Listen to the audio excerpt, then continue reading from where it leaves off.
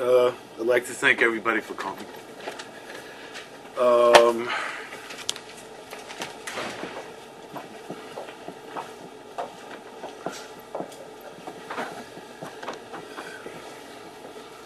We mentioned it over and over, and everybody gets all excited about it. The famous piece from the Shiur Chassudus in Parshas Pinchus. In no way do I wish to dampen the excitement. So I was thinking maybe it would be appropriate to go over some of that piece inside, and I found some interesting points. Pinchus ben Elos ben Hana Kohen Vayikach Roimach Biyodoi, and he slew Zimri, who fornicated with the Midianite woman. And it should not Chas v'Shalom come up in anyone's mind Loimar to say Zimri hoya noyif Chas v'Shalom, to say that God forbid Zimri was an adulterer. Kimena noyif leosa Kodesh Baruch Hu parsha b'Torah. It's impossible to believe that Kodesh Baruch Hu would make a parsha in the Torah out of a noyif, out of an adulterer. He's going to give him a whole parsha in the Torah. It can't be. There is a secret in this matter, a mystery. He goes on to describe different levels in Znus. But we can skip to the last level to get to the point. Someone who keeps himself far, distances himself from the evil inclination, and he guards himself against sin with all his might, until he finds it impossible to guard himself against the sin any more than this. And then when his Yetzer Hara, the evil inclination, conquers him, and he does what he does, then it is certainly the will of the Lord. That's in the and that means that that's his basherte, even though it's it only comes through an aveir. And this is the thing that was here too. Because Zimri truly was Zimri truly guarded himself against all evil desires. And now it came up in his mind that she is his basharta, she is the one who was intended for him.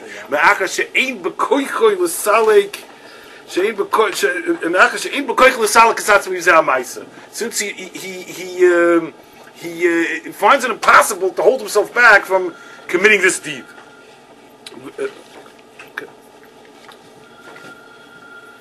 Okay.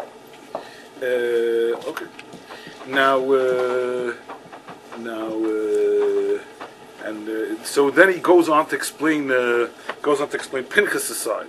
Pinchos Pinchos, who came from Zera Yosef, and Yosef is very big in Midas HaYesod. So they were very worked out of that. So he was very sensitive to this sort of thing. Maybe something's going wrong here with this business of self-control in the area of lustful desires. He was very disturbed by Zimri's action, and it seemed quite evil to him. And on that it says, Kinar Yisrael Vayavehu, that Yisrael, the people of Israel is like a young man, charming and delightful, and God says, "Vayavehu, and I shall love him." That's the Indian of Pinchos. That Pinchos thought that Zimri was epistam, an adulterer, a fornicator. Therefore he judged him that the zealous ought to strike him. And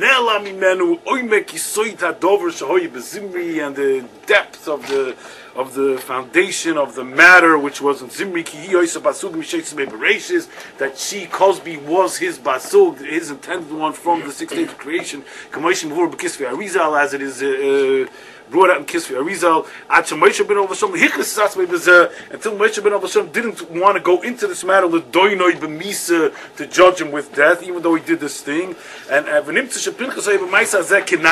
Pinchos in this thing was like a nar, like a young person, or like a fool in the Yiddish colloquial way of using the word nar.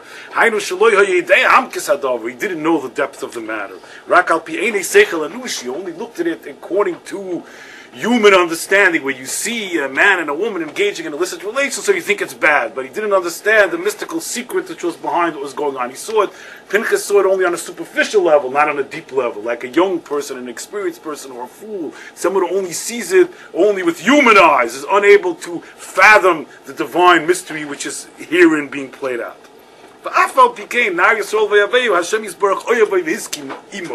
Even so, Hashem Yisborach loves him and agrees with him in a certain way, because according to his understanding, he did something great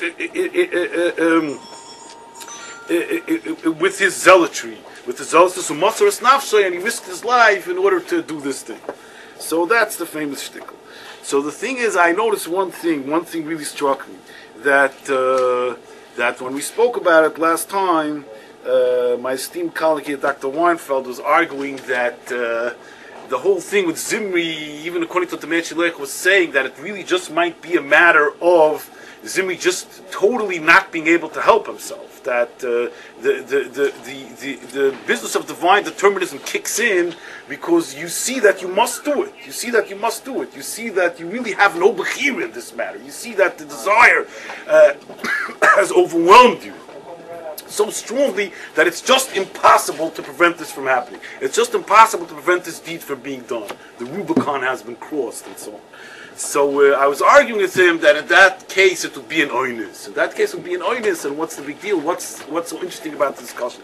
But I think that he's right, or at least arguably so. And I think that it's interesting to point out the Lashon, the Meshilech, because when he explains what was the dispute between Zimri and Pinchas about what was going on here, this is how he says it. He says, also now it came up in Zimri's mind that this woman is his intended one. Since he simply cannot prevent himself from doing this thing. He just finds it impossible to prevent himself from doing this thing. The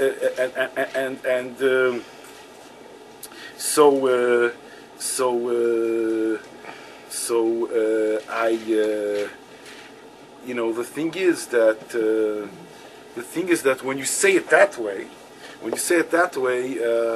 it seems somewhat milder in a certain way, because the extremism, the wildness, the radicalism of the antinomianism that's expressed here, we think of it as saying that here's a man, he has a very strong desire to do something, but he knows that he's a tzaddik.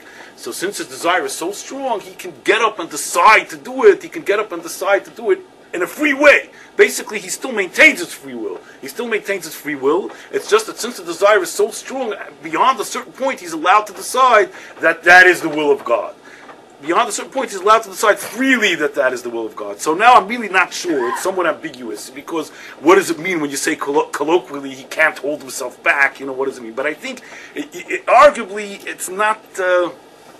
Arguably, it's not that strong. Arguably, what Ishbitz is saying is not that strong. Arguably, what he's saying is not that if someone experiences any degree of desire up to a point where he can still hold himself back in any way, that it would be permitted for him to go ahead and do this thing. He might be saying when it just becomes totally overwhelming, and then it's an oinus and he's just forced to do it, so then you can look back on that and say that's Ratzon Hashem, it's supposed to be, and there must be some secret in it. It's ambiguous. I'm pointing out the problematicity of it. That it's possible yet that he could have resisted? It's difficult for me. He uses very strong language. What was the language?